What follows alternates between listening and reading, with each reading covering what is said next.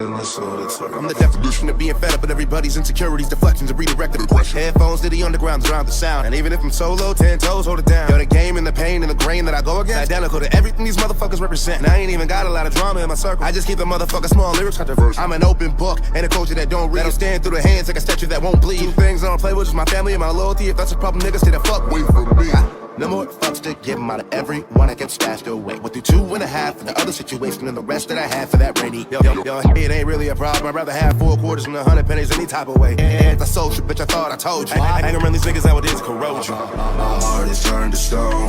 Leave me the fuck alone. I've been so far from home. Now I live in my zone. The old me don't exist. There's just a mic and fist, and not a single part of the past I could ever miss. My heart is turned to stone. Leave me the fuck alone. I've been so far from home. Now I live in my zone. The old me don't exist. There's just a mic and fist, and not a single part of the past I could ever miss. Now I lay me down to sleep. I pray the Lord will hear my plea, that if I die before my fate, I pray that still a soul that's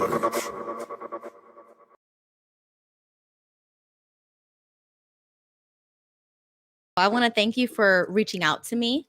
I wasn't expecting, something like this. And when you sent me your first video, I watched it and I was like, wow, this is, an amazing story. I think that your story can resonate with a lot of other people that, because we all go through the same thing of like either getting kicked out or they say, well, if you're not going to be a witness, you can't live in this house. So we spoke on the phone a little bit about this because I went through the same thing, but it's different for males and females. You know what I mean? I mean, it's still bad. Like I still feel like that's not the Christian thing to do. And it's not the Christian thing to do. I feel that. Oh, I'm sorry. I'm trying to fix my phone here. Yeah. I hear that though. You're right. Yeah. So if you want to start off, you can give yourself an introduction and then we'll jump right in. Cool. Well, hey, what's up? My name's Macc. I am 37, actually. I met Miss Tavares here off of YouTube. And honestly, I mean, I'm gonna speak directly to you. I didn't realize that there was, I guess, any type of organization of people out there that had been through the same kind of thing that we'd been through. It's crazy. It was eye-opening. Yeah, so I guess I'm here to talk about what happened, I guess, in my life. But to anybody out there who has any type of story that even kind of resembles this or resonates with it, like, oh, you're not alone. I know that was the best feeling for me. So Exactly. Yeah, the XGW community I didn't know existed either. And that's why I'm a big voice. Like I'm a part of it so much and I'm so heavy with it because I'm like, this was life-saving. If I didn't know that these people existed, I wouldn't have anybody to talk to that would understand me. Like we understand each other even though we've never met in real life or we would have never crossed paths in real life. But the internet and the community connects us in such a great way that I can relate to you and to thousands of other people because we went through the same thing. Unfortunately, even though it was a bad experience, at least we can come together and move on and heal together by doing this. Absolutely. And I mean, on the same note of what you said, I think that a lot of the Jehovah's Witness design, or at least how it used to be when we were going through it, was specifically catered around the idea that people wouldn't be able to share their experiences the way that we do. That, something like this wouldn't happen on a larger scale. A bunch of, what do they call us? Apostates speaking about their experiences. But there's power in numbers. And like, when so many people from different places that are so far apart start having stories that sound the same, people are going to start asking questions. So, I was raised in Connecticut. I was adopted when I was 9 months old, which, wasn't a big deal. My biological parents weren't good people. But I didn't know that I was adopted until I was 16, which, again, I have no issue with. I have people who hear my story and think that, well, they should have told you. But, personally, that wasn't the biggest factor in why things went wrong. My mother wasn't raised a Jehovah's Witness. I was the first child out of every kid that she had that was going to be raised, from the womb Jehovah's Witness. So the empathy, I guess, the ability to relate to being a kid and sticking out, being a Jehovah's Witness, being the one person sitting down when everybody's standing up for the flag, it's not a big deal to you at the time because you think you're doing the right thing, right? But Right. as time goes on, you realize how much of a target that kind of makes you to people who like, and it's crazy. So yeah, my mother wasn't raised Jehovah's Witness. She raised me and my younger sister, who was biologically hers. Um, Hmm. and throughout my adolescence, I started noticing just little contradictions and things that you're afraid to ask because you're told what is it that it's Exodus, right, where they say you should honor your mother and your father so your days will be long. Well, Right. they abuse the hell out of the validity of that by Yes, they do. they do. See, you get Yeah. because Yeah. Yeah. you got a question. All of a sudden, you're not honoring your mother and your father, and that is like I'd get reminded on how that was a death sentence back in the day. They used to take unruly kids out and stone them and whatnot. And if this was back in the day, your ass wouldn't have made it. And that I took to heart when you were a kid because your world revolves around what your house, the Kingdom Hall, and whoever's house you're having the book study at. So Hmm. it's crazy. But So yeah, so she was converted. So that was so how so she was like called on by a Jehovah's Witness like door to door. yeah, I don't know what Oh, okay. led to her becoming a Jehovah's Witness, but I do know that she decided to become one shortly before she adopted me. But Okay. my mother's life before that, I didn't know a lot about, and she had two other children before she adopted me, who I addressed as my older siblings. Because I just I thought Hmm. we were all biologically related, whatever. Um, Right. Right. and they were never raised Jehovah's Witness. But Mm. the one that I call my older sister, she decided to become a Jehovah's Witness as well, and she was a secondary maternal figure, which was a nightmare growing up with the congregation, her and my mom. But I'm I guess I'm grateful for the way a lot of things went with them because I know what I'm not going to put my kids through. But things went on. When I was 16, my mother and I got into an altercation, and during the altercation, I just asked her, I'm like, I feel like I'm not even part of this family. It's almost like I'm adopted or something. And it turned out that I was, and it it hurt a lot at the moment, but it was Hmm. I had more questions than anything, and that Hmm. ultimately led to my undoing with my relationship with the congregation and people who weren't even in the truth at the time because the elders told me they didn't think it was a spiritually sound decision for me to go looking for my biological family, and I I didn't agree. I was like, nah, you know what, I'm going to do that anyway. I'm going to do my own thing, go through the steps, all that. And I started to, and caused a huge problem with my family. And then we wound up getting into it, and I wound up, since I was never officially baptized, I was separated from my Mm. family, right? Hmm. And they like to use that intricacy as a means of, I guess, trying to soften the blow of what's really going on. When in actuality, it's the exact same shit. I mean, seriously, part of my language, but it's like this being disfellowshipped is horrible, but also when you're separated, Yeah. it's identical. Like Hmm. I'm 37. I mean, I haven't seen my mother since I was 17. My mother dropped me off at a homeless shelter because I tried to take my own life on two separate occasions, and I was brought to a hospital because I tried to overdose, and they pumped my stomach, did the whole thing when they fill it up with chalk and all that other stuff, and because Hmm. I mean, a lot of ex-JW kids have gone through that. Like, if I don't belong here, I don't belong anywhere. I don't belong in Exactly. I don't belong in Jehovah's new system of things. I've been doing this wrong. There's no way for me to come back, and it's just like my whole world closed in. And I remember looking into that proverbial black hole. Just looking down, just like this is it. Fuck it, why not? Like, and taking that leap, and I tried to overdose. And if it wasn't for this little old Spanish lady, man, she was at the bus stop, and I was just sitting there, and I started throwing up blood.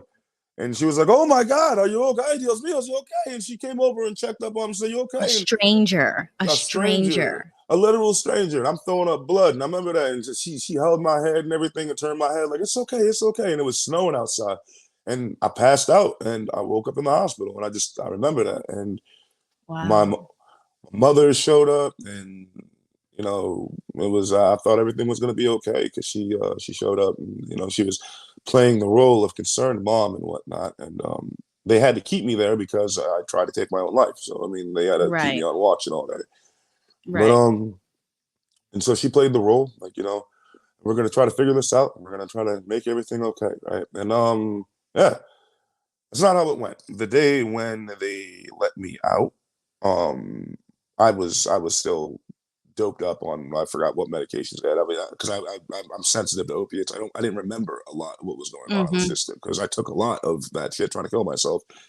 And I remember leaving the hospital, and I remember my mother dropped me off at a homeless shelter called the McKinney Shelter in Hartford, Connecticut. She gave me $3.82 in change, dropped it in my hands, and told me, "Go ahead, boy, and get yourself something to eat." I haven't seen my mother since then. Wow. She And pulled that's up. the Jehovah's Witness mother Mhm. treating her adopted son.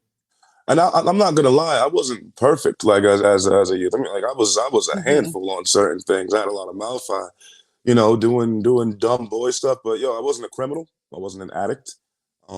But you were I a child, right? You were still like 16, 17 years old, right? yeah, and and it sucks because I'm like, you know what, like I made some stupid decisions. Like, I mean, like Mm-hmm. I got upset and I stole $80 from my mom one time. Not even because I needed it, but because I was upset with her. And it was a stupid, childish thing to do when I was 16. And I remember seeing my mother cry, right? And even now it bothers me because I remember seeing her cry about that. Because I think that's the day she stopped loving me. I think that's the Oh, day she okay. stopped caring. Because Wow. I was my mother's sidekick growing up, and I just everything changed from there. I was her baby boy. I was her pride and joy, and then Mm-hmm. it all stopped. And so my mother was before she was a Jehovah's Witness, when she before I came around, she was in a marriage with the man who was the father of my older two siblings, and he was Mm-hmm. extremely abusive to her. Like he almost Mm. killed her on several occasions. I didn't realize, excuse me, how bad my mother's inner disdain for men, black men especially, was until I became one, until I stopped being a Mm. kid, Wow. until I started to grow. And then I started to see it, and I was like, I didn't understand. I was like, why are you hitting me so much harder? Why are you Mm-hmm. going out of your way to hurt me verbally with things?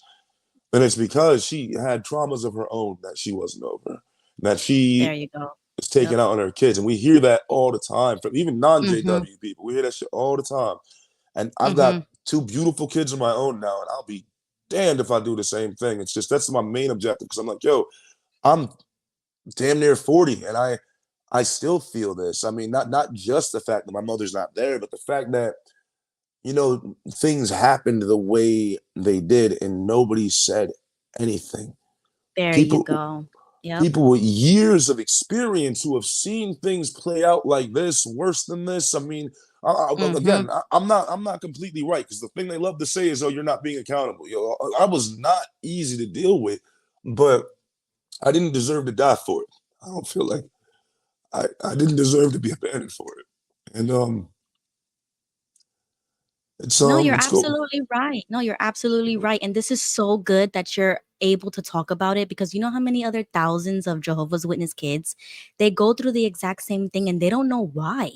Like we went through it and we didn't know why these things were happening. And then you grow into adulthood, like you said, and you're like, I can't imagine doing that even to my own kids because I have three kids, as well. And I'm Yeah, thinking the exact same thing. I'm like, the adults that were supposed to be there for us they failed us because they were the adults. They were supposed to, be the ones that guide us, that tell us what's right, what's wrong. And then yeah, the religion on top of that makes it so much worse because they're not parenting by themselves. They're parenting with the watchtower telling them how to talk, how to treat their children, how to discipline their children. And they're thinking, oh, this is what Jehovah wants. So I'm going to do this hmm, to my son or to my daughter because this is how Jehovah says it. This is what the Bible says. And yeah, that it's not Christian and it's not what the Bible says. And then me and you, we end up as like traumatized adults because it's like we don't understand what happened here. So it's like we have to go back in the past and we have to sort this out first so that you can move on. And I it's think for real. you, that is expressed through your music and through your creativity because now you're an artist, like this is another aspect of you that was born because of something that happened. So even though something did happen, another version of you was born. And It's the same thing for me. It's like a hidden talent that we didn't know that we had, but we get to know ourselves through all of that trauma, through Yeah, figuring it out ourselves. And we found ourselves again. yeah, But I'm that's so very true. glad that you're talking about it. Yeah, because this is really, it's healing for you, it's healing for me, and for anybody who watches this that grew up just like you, or either adopted, or your demographics.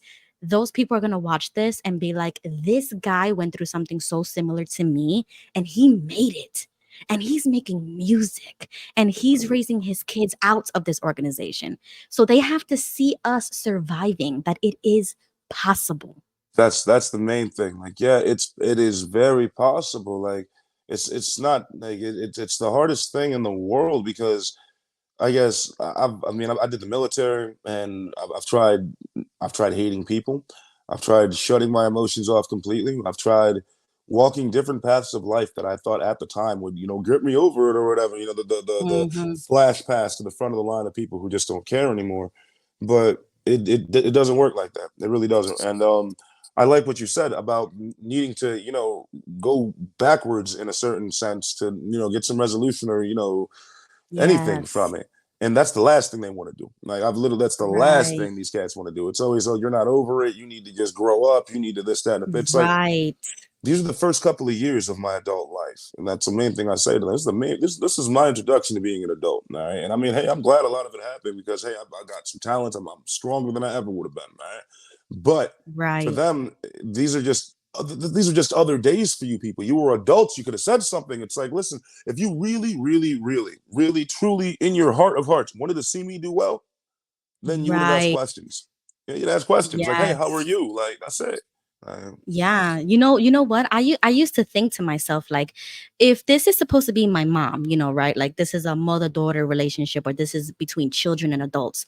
Why wouldn't you want to see us succeed and be good, be great, grow into adulthood and succeed? And I'm like, does she hate me or something? Like I felt like my mom either disliked me or hated me, because it's like everywhere I turned, either you're trying to slut shame me, or indirectly say stop having kids, or like close your legs or whatever. And it's like you don't even Like, who are enjoy. you?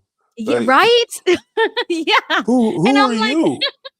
What force have you been in my life to be like, yo, this is the best way for you to live it? Because the crazy thing about a lot, I didn't mean to cut you off. I'm sorry. go But ahead, go ahead, it's fine. crazy shit about a lot of witnesses, they've got all this life advice to give. Then you look at their Right. life and it's like, dude, you're lonely. You're upset. You hate yourself. Why would I want Yes. to be like you? Like, seriously. Like, makes Exactly. no Oh sense to my me, bro. God. And then they call that the best life ever. I couldn't even believe it when that slogan came out. The Like, how? best life ever? And I'm like, every single person that I come in contact with that used to be Jehovah's Witnesses have a story like yours or mine. It's horrible. It's tragic. So what do you mean best life ever? That's Yeah. ridiculous.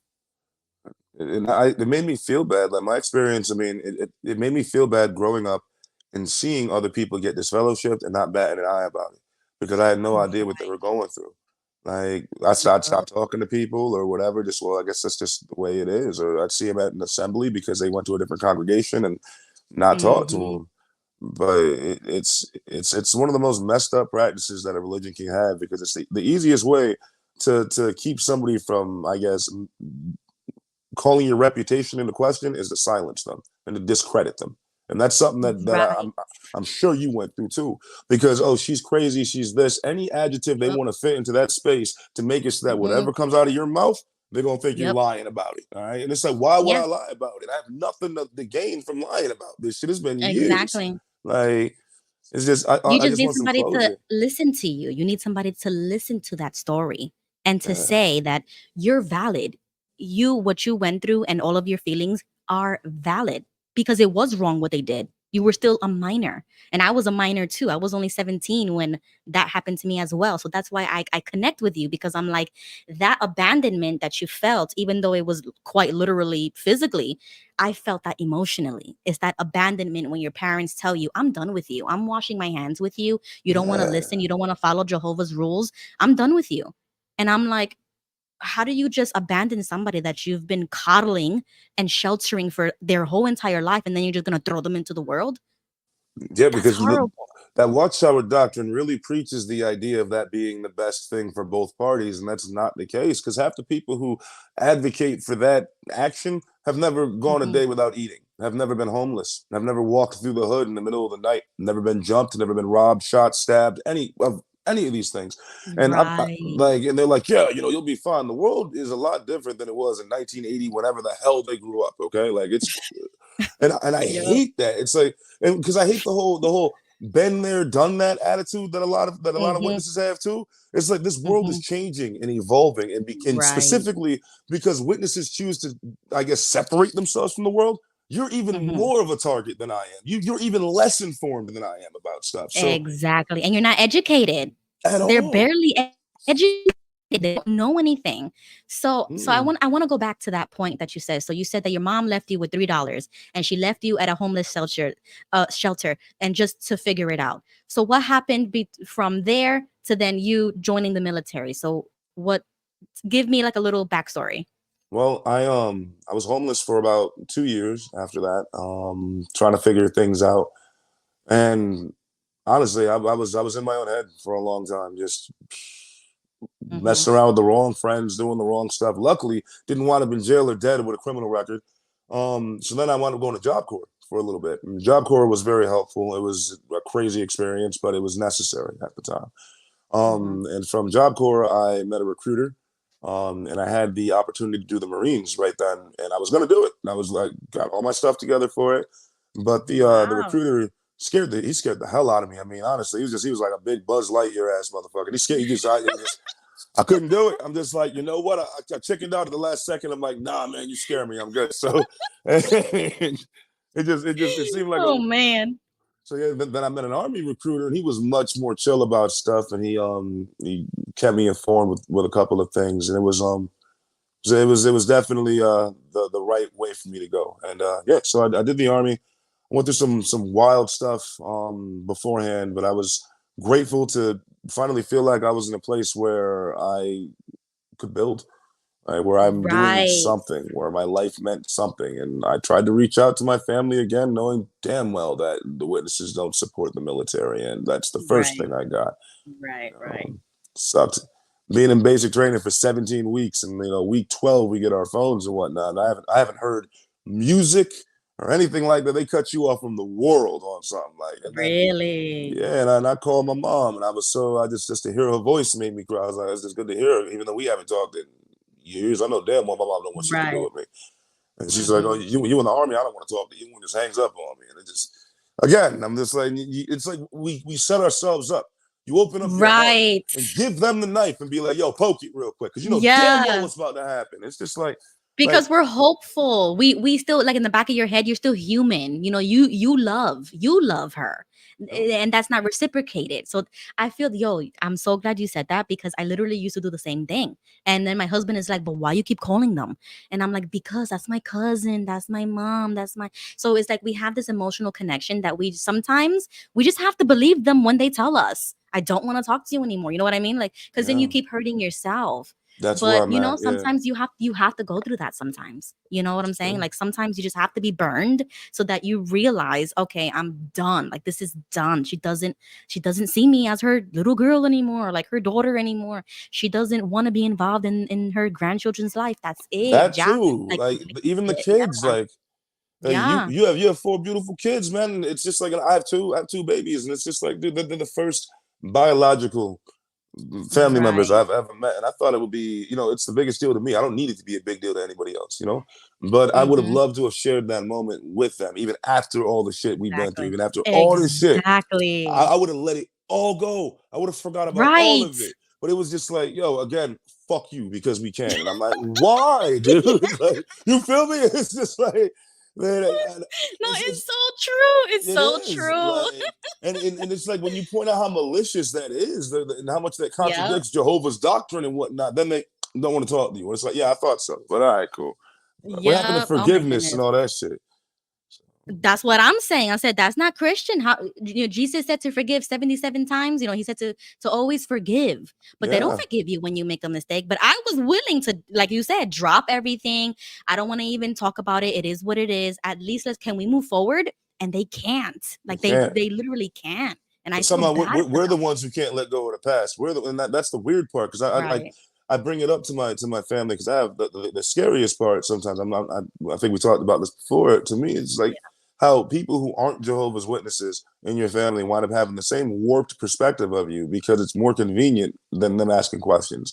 And the family that Mhm. I had that were Jehovah's Witnesses, like my older sister, who was another maternal Mhm. figure, she made sure that every single member of my family who wasn't a Jehovah's Witness and Mhm. who knew me thought that I was crazy, thought that anything that came out of my mouth was a lie, that I do this and that and the third and all this other stuff. And then when the actions in my Right. life that were publicized started contradicting that, like he can't be in. Mhm. He's not an addict if he's in the army. He's not a psychopath if he just got promoted to an E5 in the army. Then There you go.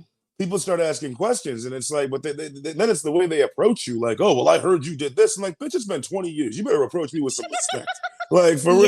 Yeah. You didn't ask me then, so don't approach me like you're entitled to an answer now. Like, you better approach me like, But hey, your man, record speaks for you. Your yes. accomplishments speak for you. So it's not, you don't have to go around trying to prove yourself to people. You show it by your actions and what you've accomplished. So that's why And I'm they so hate it. glad that you signed up for the army. Oh, thank you for your service because now I'm more patriotic all of a sudden. So No, I I feel like I can appreciate you. say that.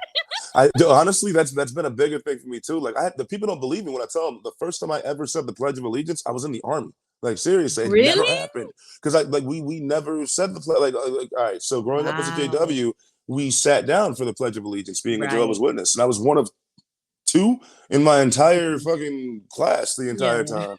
So every pep rally, every football game, and all that, like, I'm sitting down Mhm. for it, and it felt weird when I got in the army doing that. But then I was just like, you know what? I mean, this is the new me. This is what has to Right. happen. So Yeah.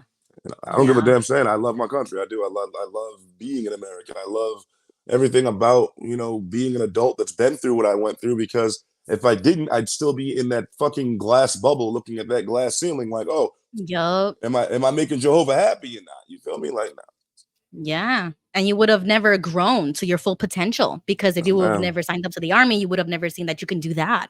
You would have never branched into music. Like these things, like I said, it kind of like you're born again almost because it's like you've had all these new experiences and it's like a brand new Mac because now you're in the army and that experience changes you.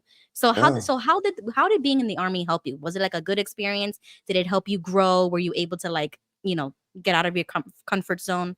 Well, like they're gonna pull you out of that comfort zone regardless. Like, I remember how terrified I was when I got there, because I was ready though, because I remember for every time that I was really scared about stuff like out there, like Mhm. when they push you so hard that you can't breathe and it's in the middle of the heat and whatnot. I remember how much it hurt, how much it still hurt Mhm.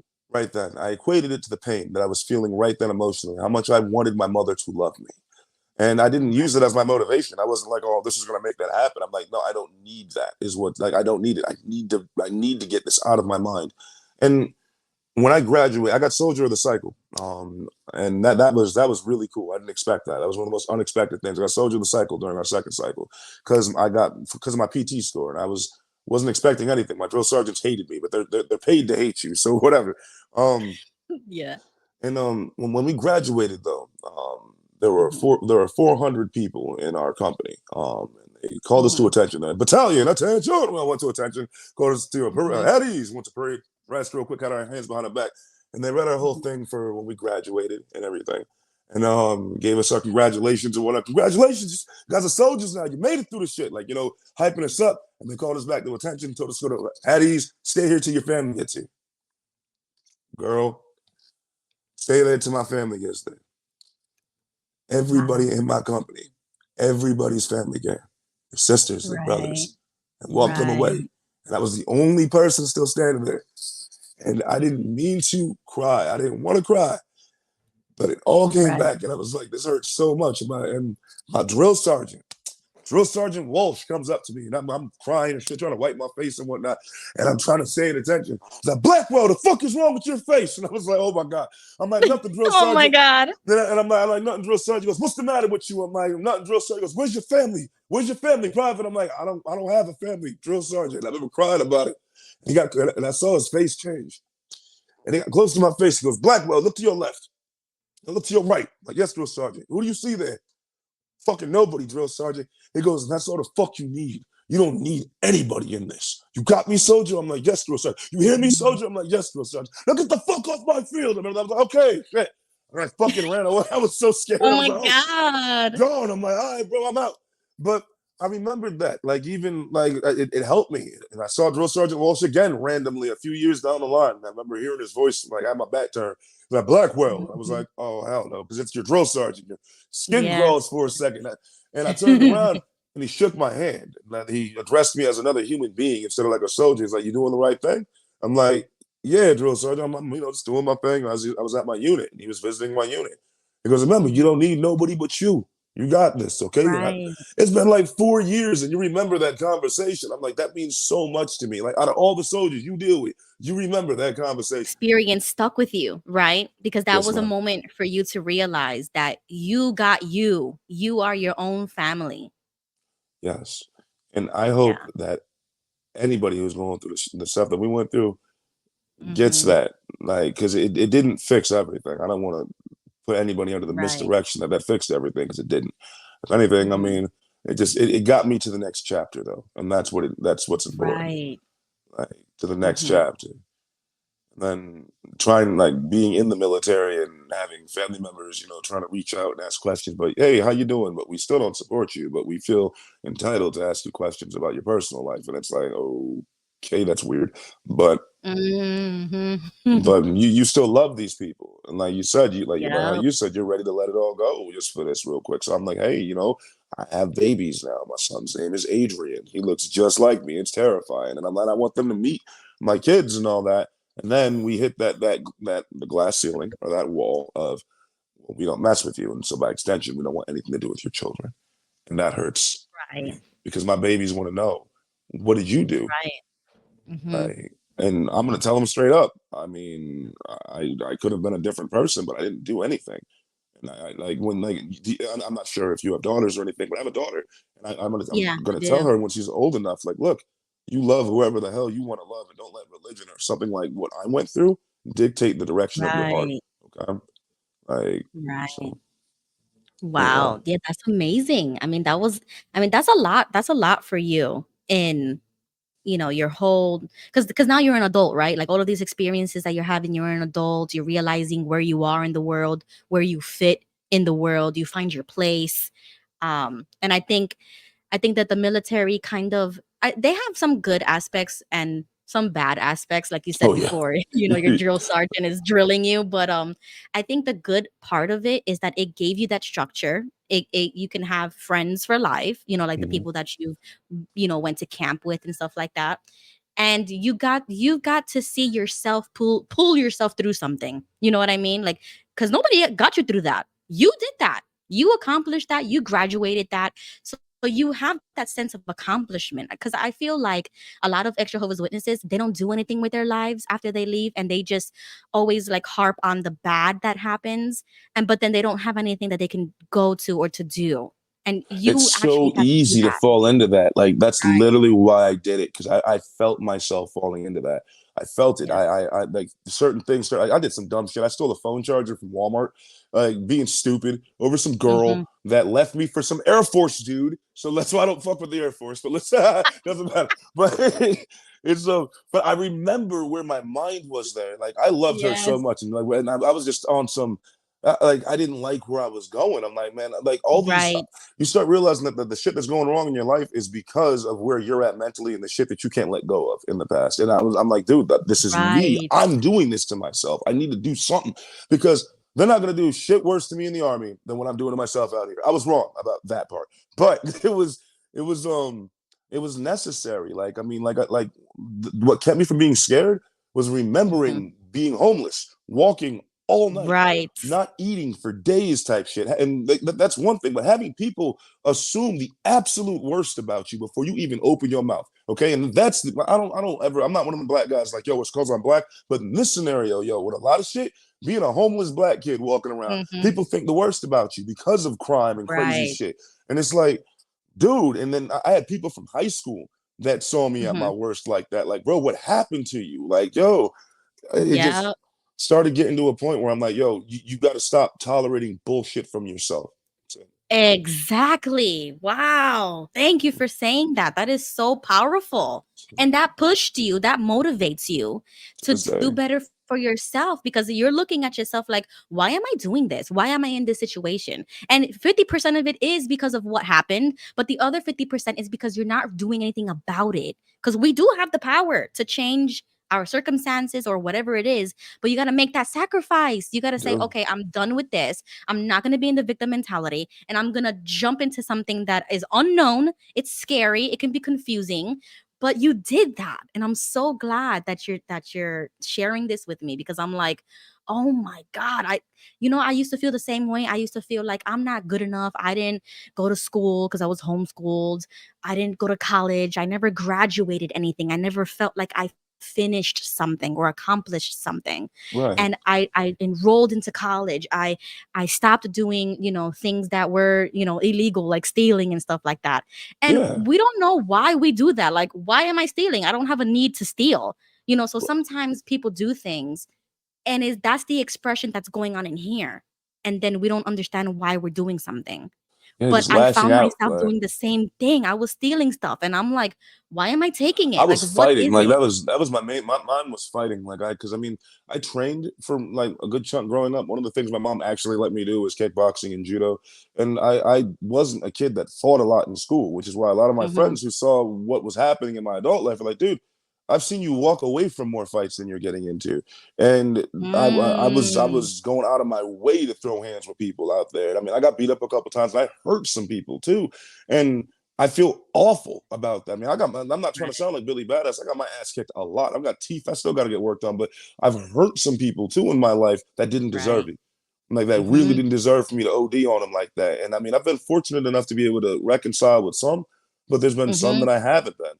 And so then you get like on dark days, I've had, you think about, is this happening to me because I left Jehovah's organization, or is this karma? Or is it a mix of both? Is this the universe trying to Mm. teach me something type deal? And so, like, I've tried Mhm. to substitute that fear of big brothers watching that we grow up with. I'm like, this is Mm. you're being punished because of this. I try to substitute Mhm. that with, this could be karma. This is the universe transferring energy the way it's supposed to be. And it's easier to live Right. a sane life like that instead of being like, yo, Jehovah's mad at me because I ate a piece of Halloween candy or some shit. Like, it's like Mm. you feel me? Like, nah. So, Wow. Yeah, that's amazing. But um I used to think the same way. I used to think like, okay, well maybe bad things are happening to me because I'm doing something wrong or whatever. But and then I used to also think, oh, I used to be atheist. Oh, there is no God or whatever. He doesn't I went through interfere that in too. our life and yeah, like you go through different phases. But then I just realized that instead of giving like cuz my mom used to always say, "Oh, that's a blessing from Jehovah. Oh, that's from Jehovah. Jehovah provides." I'm Mm. like, "No, somebody provided. Somebody bought it with money that they had to work for and earn. Like there's steps to be productive in society. It doesn't Yeah, just pop out the sky because the God gave it to you. like And manna that from the sky, right, or yeah, whatever it is. Yeah, my that's sister used to say that. yeah, that's how they actually think, and they want you to think like that. Like if you don't have to do things or just serve Jehovah, and everything will come to you. Everything good is gonna happen to you if you go to the meetings and stuff like that. That's how And they that's keep when you I had to ignorant. change. Yeah, I had to change that mentality of like taking accountability for the things that if I want it, I have to work for it. I have to earn it. I have to get better at something. Um so yeah, I think that universe, mentality that you just described, that changed for me as well because I'm like everything is not working out because you're sitting and you're not doing anything. You're not Hmm. going out there and putting your mind to it and chasing what you want. But I see that drive in you. I see that motivation, that fire in your eyes. I I see your appreciate that. music and your music videos and your Instagram. And I'm like, whoa, this guy is amazing. Like I love your songs and your Thank music. you. So I want you to describe now. So you're not in the army anymore. What happened from there? And then direct me to your music. Like, how did you get into this? Well, I've kind of always been into music a little bit. It started out as poetry, because growing up as a witness, you really can't be a rapper. You can't at all. And I mean, Right. I Yeah. I wrote it. My interest was in poetry to begin with a lot because I used to just like to write, and I got hurt when I was 13 in a judo, we call it randori or sparring. Hmm. And I cracked my sternum and a little minor crack. It was awful. It was absolutely awful. Couldn't breathe, couldn't nothing like that. Couldn't do anything for about a Hmm. week. And I was listening to Busta Rhymes' Genesis. A friend of mine snuck that to me because I couldn't have it in the Hmm. house, but I played that on Hmm. repeat. And I decided to make the aggressive transition. I call it from poetry to hip hop because I'm like, oh man, I could do this. And then I started freestyling and whatnot. And it just kind of came naturally. And I was like, wow, like what's on my heart is coming out of my mouth right now. Like, and it's just, and I wasn't, a prodigy or nothing like that, but it was something I was passionate about and wanted to be a part of and get better at. So I started doing talent shows and things like that, embarrassing myself, getting stomped in freestyle battles, making a fool of myself. Writing, I went through the R&B stage of being one of them dudes writing love songs to females that don't want shit to do with you. Okay, yeah, that was me. I was that guy. Okay, like yeah, and I'm out here trying to sing to these females and whatnot. And Yeah. life goes on, and then I joined the military. Still try to find ways to have my music in there. I freestyled a lot of other NCOs and whatnot. Like people, when we were in AIT and whatnot, we would play video games and be linked up and whatnot. I'd be linked up with people that outrank me. And they talk shit to you because they outrank you. And I'm like, well, people be like, well, you can't outrank Blackwell. That motherfucker will put you in the ground. And they couldn't say nothing about it. So I'm like, yeah, doing something right. But Hmm. the positive reinforcement and support from it, like, is really what drove me. But honestly, what got me into music was, I guess, wanting to get my feelings out there. And it stuck with me through when things were good with my household by my definition of good at the time. And through everything, I have poetry from when I got adopted. I have like and it music has been the one element that has stayed with me throughout everything, even though everybody and everything else left. And Wow. I am grateful. So Wow. Yes. Yeah. And how does rapping make you feel? Like, do you feel like this is something that maybe you couldn't verbalize, but it's coming out through the music or through the raps that you're a lot writing? of times, like with the visual too, like it's the environment, the Hmm. visual, the beat. There's a lot that goes into it. Like I'm grateful because I've got the best beat maker in the world. Quentin, if you're watching this, I love you, Quentin, for real.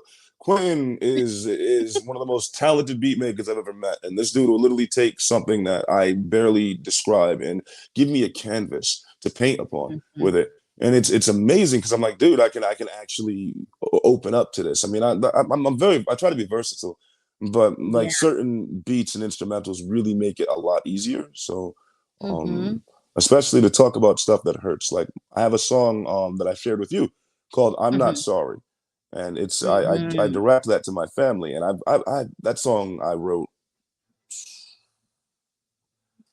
years ago. I can't even remember. Like that's I've had to touch it up a bunch of times, but that song is Hmm. old. Is older than my kids. Okay, and my daughter's 6. Okay, like I've had that song for a Right. while, and but it took me a long time to be able to put it out there, and I just performed it for the first time last year because I tried to Mhm. at one point. I tried to. I got through half the first verse and I choked up. And luckily, the DJ was a friend of mine, and I told him that I might have trouble with it, and so he picked me up right where he's like, switch the track real quick. I'm like, okay, let's get it. Like, went back, got back in my zone, but I almost Wow. busted out in tears on stage because I felt it. Like the light Right. started to get hot. Like my Hmm. world started to close in. Everything started to get fuzzy a little bit. I'm like, dude, I shouldn't feel like this here, type deal. So I'm not ready, but now Right. I can do it. So There you go. Yes, that's what I talk about all the time. I'm like, before I couldn't verbalize all of these, like my past experiences, because I would do the same thing. I would shut down or get choked up, and I'm like, okay, I'm not ready to talk about this. So you have to heal. You have to heal from that first, and then give yourself time and grace and patience, and not rush this process, but you got to do it in a song. So I'm glad that that's recorded. You know what I mean? Like that point in time of your life, those emotions are recorded, and that's like your time capsule. It's like those 2 minutes or 3 minutes in the song has what like you are represented, and your emotions and your struggle, like everything is represented in that. Not that many of us can have, that type. We just have our memories, we just have, like the experience, and then I can talk about it now because it's been 6 years since I went through all of that. And yeah, that's why I did the channel, and that's why I'm talking about it, and I'm more vocal, I'm more like active, because I feel like this is what I'm good at. I like talking to people. I like doing, like videos and stuff like that. I do these things on my page called the Mac Minute, like where I try to talk to people, even though I'm kind of bad at it. Yeah. But the opportunity to be able to share experiences with people, it means a lot, because like part of that whole hopeless feeling that a lot of witnesses that have gone through what we've Mm-hmm. gone through probably get is that, nobody's going to get this. Nobody else is ever going to hear my story. If I died right now, what difference would it make? Nobody cares. If my mother doesn't love me, then who loves me? For me, personally, I hate the line. I hate it. I hate it. But I used to tell myself, I had two mamas that didn't love me, so why am I here? I used to go through my head all the time. I was like, you had two mamas leave you. Who are you? You're not supposed to be here. Like, oh, if she didn't love you and your other mother didn't love you, then whoever will. Luckily, I met my wife, and she saved me. That woman saved the fuck out of me. She really did. And I love her to death. Like, I want to give her the world because she never Mm-hmm. asked for it. She never asked for it, not once. That's why I want to give her the world. I'm like, yo, and she came to she didn't come to my boot camp, my basic training graduation. But when I graduated in AIT, she was the only person that came to see me. But she looked like an angel coming through that door. Let me tell you, man, this blue dress with these heels on, and she looked like a fucking angel. The way the wind hit her hair, I'm Yeah. like, Yeah. I'm like, yo, I remember I'm the luckiest man in the world right now. And I was so upset that I knew that my mom and nobody was gonna hit me up and all that, and all of it went away. It didn't. I'm like, that's how Right. I was like, yo, this is the woman for me. I'm like, God, this is the woman for me. Right. Like, she's for me. So Yes. I'm just, As long as you have that one person, because you have yourself, you mhm. care and you love yourself, because you had to learn how to love yourself, through all of these Yeah, experiences. that. And now you have somebody who can also reciprocate that love. And then you share that love with somebody. Like, that's what marriage is supposed to be about. Like, Yeah. we don't really see good marriages even with the witnesses. I never had like a I really mean, good example of a marriage. don't say that too loud, for real. You're gonna get in trouble. Yo, it's so true though. It's like, and I mean, because people think people just think a marriage, a good marriage, is two people sticking together, dealing with each other's crap for 20 Right. years or whatever. But with certain Mm-hmm. witnesses, when you get older, to pick up on certain social cues, you realize that there's some pretty Right. silent, abusive shit going on with some of these people. Mm-hmm. Like, in the name of Christianity, I'm the man, I'm the head of the household, so shut your mouth and listen. Right. Like, whoa, like, hey, Yup. when you're a kid, you're like, that it's cool or whatever. I'm not gonna ask questions, brother, whoever, or Yup. But when you're Because it's older, none of you're your like, business. it's That's none of my grown folk business. exactly. That's mind your damn business type shit. But when And you're the older, moms used to just stay because of the kids. Like, I saw so many moms in these marriages, like the wives of elders and stuff like that. They were only there until their kids grew up. And as soon as the kids got married and grew up, they would leave. And it would be ah, like, oh my God, what happened to the family? Like, as soon as the kids grew up, out. They were gone.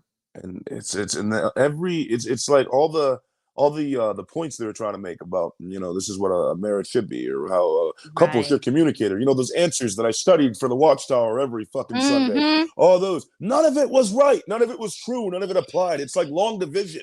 When am I going to use it in my adult life? You know what I'm saying? Like, none of this makes Exactly. sense. Like, and Oh y'all my tried. God. It wouldn't be so bad if they didn't try so hard to convince us that this was the only way. And I'm like, Right. bro, y'all don't even like yourselves. You guys don't even live by this stuff. Like, what's going on? Like, but Wow. and Yup. do you look back at the Kingdom Hall that you grew up in and see like a lot of new faces, like more new Yeah. faces than old faces? Because I Yeah. do. I'm like, yo, Mm-hmm. a lot of y'all had some type of falling out in my Right. congregation, and some were much worse than mine. Like people who, I don't know, got into drugs or went to jail or crime or things like Yeah, that. just disappeared. They just disappeared. You never hear about them ever again. And it's like, what happened? Yeah, Crazy. like all the stuff my mom and sister, and I refer to them as my mom and sister adopted, but Yeah. whatever. All the stuff they told me, oh, you're gonna wind up like this and this, that, and the third, and then Mm-hmm. happened to somebody that they had more faith in than me. And I'm like, so what Mm-hmm. now? What now? Mm. Do I get an apology? Do I get a hug, a meal ticket, a high five, anything? Like, Yeah. anything. Like, my older sister, who's like my mother, another mother to me, or whatever it was. Right. We don't talk because I cut her out of my life this year, actually. My nephews, like, she used to keep them away from me as a form of punishment, like back in the day. Like, oh, well, you're not spiritually in Mm-hmm. a place to talk to your nephews. None of my nephews are in the truth anymore. 3 of the 4 of my nephews have kids, criminal records, all of that. And you know what? I wish them the best. I still love them to this day. But Right. they were so worried about me brushing off on them Right. that you forgot to watch your own camp. It's like, look. And so, yeah, don't get me started. It's wild. Wow. No, that's the truth. That's just the truth.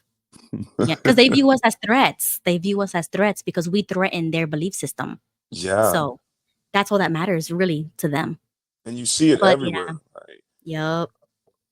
I try to my older sister or whatever would hate when I make the comparison. I'm like, listen, there's comparison. Like the comparison here is that, yo, just like any other religion or group or political Hmm. affiliation, you guys hate it when people question anything. And so you discredit Hmm. people who try to question stuff. Like, why do you get so mad when I say anything? Like how you said, I wanted to say how you said before, like, yo, you feel like your mom hated you and it didn't make sense or you didn't Right. understand. I'd ask my older sister that because yo, you've gone around to everybody that knows us and been like, he's this, he's that. He's what did I do to you? I'm sorry. Right. And I told her that, like, yo, I'm so sorry. I don't know what I did. I'm sorry. I didn't realize that whatever I said or did and didn't realize it made you hate me enough to want to see me die. Right. Okay. Because I almost died a couple of times. I was in the hospital on numerous occasions. I got shot. I mean, Right. like things have happened where you're just like, fuck them, you know? So, Hmm. so I'm sorry for whatever I did. And they could never tell you because there isn't anything. Like they're just programmed to be Yeah, like, no, don't even apologize. No, no, no, no. Like, yeah, I used to feel the same way. Like, oh, maybe, this or that, or I wasn't good enough. You were never good enough. You couldn't follow the rules enough. And I'm done apologizing and I'm done with that. Like, I'm not gonna apologize for not living up to a standard that you can't even get to anyways, yeah, or for that them. they don't live up to themselves like half the time. As soon as you get home and nobody's watching and you're not on the watchtower, you turn that TV to something you ain't supposed to watch, knowing damn well that they can do that. Like my mom was the biggest hypocrite about stuff. Like people, no witnesses were ever in our house. That was a big point I made to people who were always like, "Oh, well, I know this and that about you, and I remember this, that." I'm Mhm. like, did you ever set foot in where I laid my head at night? You ever been to my house? Exactly. What happens behind closed doors, nobody wants to admit. It happens. And Mm-hmm. they're not there to see it. But the family thinks, oh, I saw what happened. I saw how your mom treated you. She did a great job. She came to your rescue. They were there for you. And I'm like, oh, Be grateful, and it's like I'm not saying I'm not, right? But part of that gratitude comes with a level of concern and wanting to know more about things. Like, because for a while I felt like I hurt my mom. Like like I was right, wrong. I'm sorry, right, like, but please tell me how I can make this better at the very least. And the hard truth is, you can't. You just gotta right, walk right. away. Because they use our mistakes as you ruined my life, as if I was an inconvenience because I got pregnant at 17 or because I committed fornication, but that ruined That your life. You had to come and help me. She used to blame a lot of things that are happening in her life on me because of my uh, mistakes and what I did. Oh, if you would have never done this, I would have never had to do this. And I'm oh my like, God, you sound like my mom. Yeah, that's exactly that. right? My mother Like, retired too. She retired that year. Okay, she retired mhm, that year, and told me also, right, that she was going to replace me with another little boy. I'm just going to go get myself another son or something like that. I'm just going to adopt somebody that'll listen, somebody that'll actually hear me when I'm talking to them and all that. And I also found out, like, I put 2 and 2 together in the past couple of years because my social worker, I'm sorry, my guidance counselor throughout mhm, middle and high school was the social worker also for our high school. She had like a little double thing she was doing, but she also played mhm, an integral part in me getting adopted. Like she knew mhm, about that. She was the liaison between my mom and the school, so that mhm, people at school didn't know that I was. Nobody knew I was adopted. Not my teachers. Nobody. Like the congregation knew, but mm, nobody that I would brush shoulders with would. There was no mhm. risk of them accidentally telling me type shit, And Oh. she's been very helpful. She has helped with the whole closure part of it. She even said to this, like, my middle name is Ryan, by the way. My family called me Ryan growing up. So I Mhm, decided to start going by Mac when I was 18. But she said, Ryan, what's crazy is that your mother was given, it was like $1,700 every 2 weeks for me or something like that. mhm, And mhm, when you turned 17, it went down to this amount. And then it started mhm, becoming less. And I was like, that's mhm. why things changed with my mother. because I was a paycheck. Wow, you made that connection because And then it made sense to you. and then I said something to my older sister about it, and she's like, "Well, I don't know what to tell you. I mean, our last name is Risby." She's like, "Well, Risby's Mhm. just have this problem where they need to have a pet or something like that." That shit What? hurt me, No, like you're a right? human. You're a person. Like what the Like I was like, okay, but it hurt to hear that, and I was like, but it was one of those things Yeah. that hurt to hear that you needed to hear. But I just I cut them all out of my life this year. I'm like, if it's not about Yep.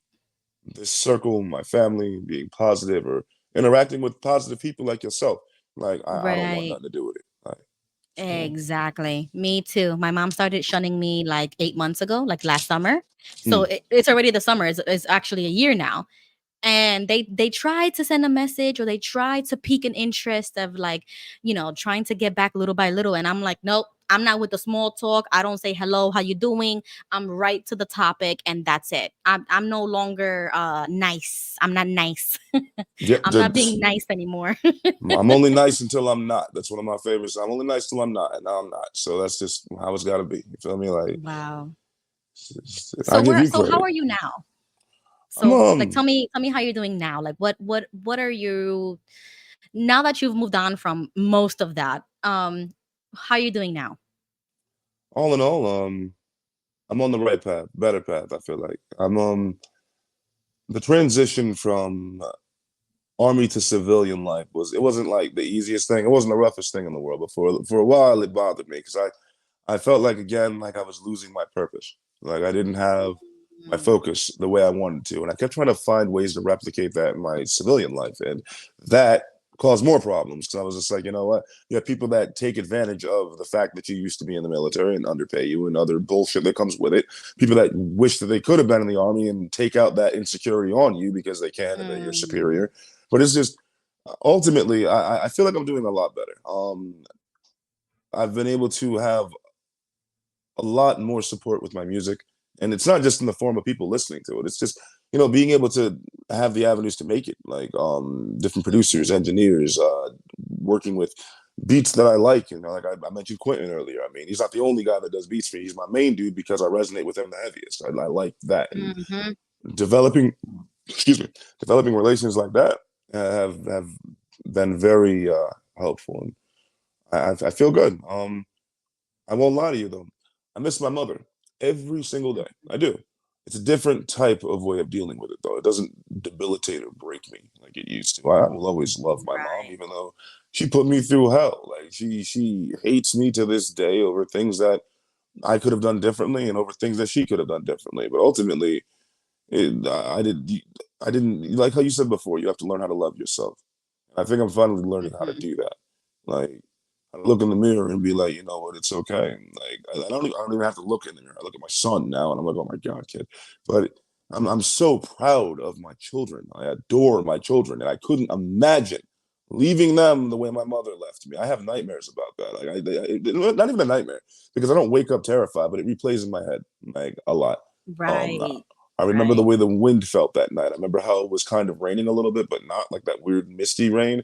I remember how it felt when I Mhm, went in there. I remember what bag I had, all that, how my hands felt, everything. And then I wake up and mhm, I feel like shit. But now I'm motivated half the time. It's not rage anymore either, because anger that's what got me through the army was anger.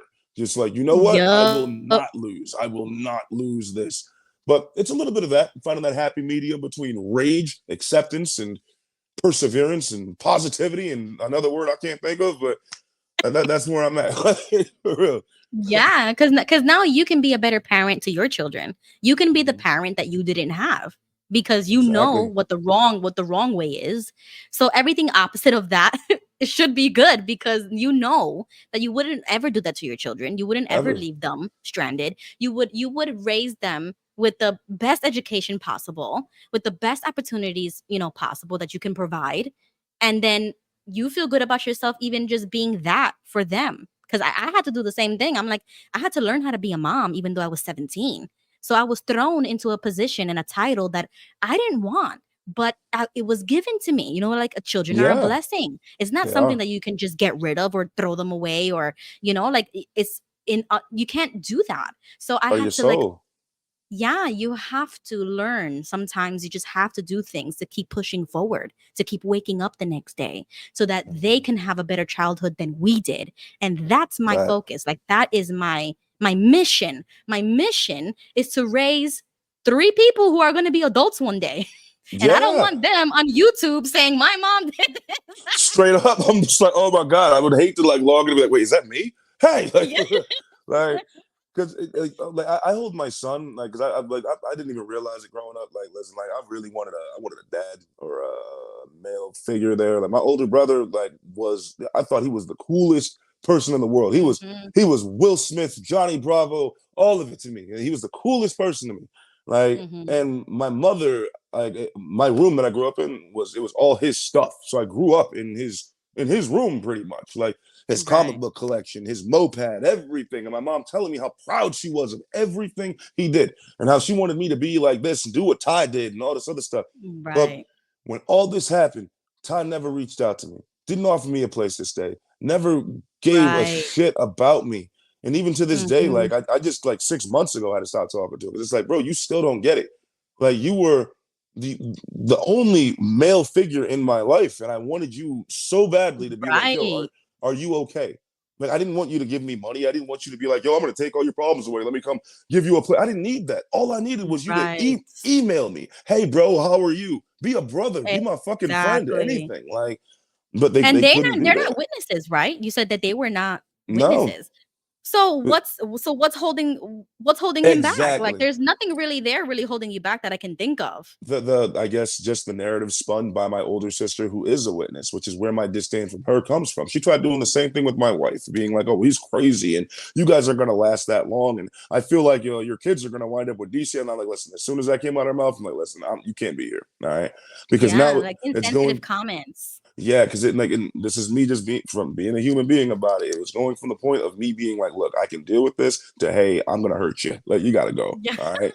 You yeah, gotta go. yeah. All right. Because Oh all my the shit you god. put me through in my life, all the things you said Right. about me, the things that happened with my mom, now you have the nerve to try to nip at the things I've managed to accomplish for myself. Like be Right. like, I don't deserve it because because your belief system doesn't add up with what I haven't been doing for the past 15 years of my life. Like, no, go away like that. Exactly. Like Yeah. so Yeah, protect yourself. Yeah. you have For to. you respect yourself now, you love yourself now, and you are accomplishing so much more than we could have ever thought of, as ex-Jehovah's Witnesses, army, rapper, coming out of homelessness, coming out of an adopted situation. Like you've beat the odds almost. You know what I mean? All of these odds are against you, and you've pushed forward that, and you've pushed your limits because you didn't know at that time if you was going to survive or not, but you kept going, and a lot of people feel like they can't go anymore, and they unfortunately end their lives, or they just don't Uh, see the light at the end of the tunnel. And this is why I do this, because I'm like, I used to feel that way too. I used to feel suicidal, like I can't be a good mom because I'm only 17 or 18 years old, or I'm stuck home all the time and I don't have a job or an education. Like you feel bad about that, but you have to turn that around and be like, no, being a mom or a dad, or accomplishing anything in your life is way more than you could have ever imagined, because you came from something that told you that you can't do this, you're not good enough, and they mhm. demonize those things, those accomplishments, that education. So we beat those odds, and now I'm here to show the community of, if anybody leaves a cult or a religion or whatever, especially Jehovah's Witnesses, you got two survivors here that are willing to tell you what we went through and how we survived. And look at you. Look at me. Like we're doing so much better than we could have ever dreamed of. That's real. If there's one Yeah. sentence I can say to anybody out there, just one thing to really sum it up and drive it home is look, you're not you are a victim of certain circumstances, but don't identify as a victim because you're a survivor, even if you don't know it right now. All right. Right. You survived this long. All right. And if you can do this, like, because I wish to God that somebody would have said that to me back in the day. I don't know what is out there as far as the universe is. I don't think any of us know. But me personally, I mean, I'm not ever here to tell anybody how to believe in anything, but I believe there's something out there. All right, I Mm-hmm. do, and I just because I feel like I wouldn't have been able to do it without whatever's out there. But a lot of it is Right. me. All right, like so, yo, if Right. you're not a victim, you're a survivor. You got this. Don't Right. give up on yourself. Okay, it's too easy. Mhm. That's the easy route. So, Right. It is. Yeah. This is the hard part that you have to go through. And you're absolutely, living proof of that. You're living proof of that. I Um appreciate that. yeah, so thank you so much for doing this with me, spending time with me, talking with me, and sharing your story publicly. Can you let us know where to find you? Like, what is your social media or your website or like whatever you want to share? Yeah, my stage name is Macc Movado, so it's Mac with two C's, Movado, Movado, on all streaming platforms. Feels good to be able to say, Google me type deal. It's not a cocky thing. You get assholes who are like, hey, Google me, but I'm like, if you want to make it easier on yourself, you can Google me. So, but Yeah. yeah, I'm always open to talk to somebody. Let me tell you, when I saw Ruby's video, I don't remember what it was that I was doing, but I'd gone through a few things and I stopped and I watched it and I thought I didn't believe what I was seeing at first because like a lot of us, we don't think that there's outlets and people out there that we know there's others that have gone through it, but we don't know that there's people that have the balls to talk about it. I mean, for lack of better words, but yo, so Yeah. again, thank you, Ruby. Like, yo, you are doing a serious service to people. Like, I don't know of any other person doing this right now. And I wish I had the courage to not only deal with my own demons, to not only present my demons to the rest of the world, right, with my beautiful Mm-hmm. house in the background, right, but to also elect to help other people do the same thing. Okay. So, Right. yo, bless you for that. Keep that up. All right. I don't give a damn what anybody says about you. Your kid's got a good mama right there. You keep that up. Like, thank you. For real. You helping us out. All those Yeah. law. No, thank you.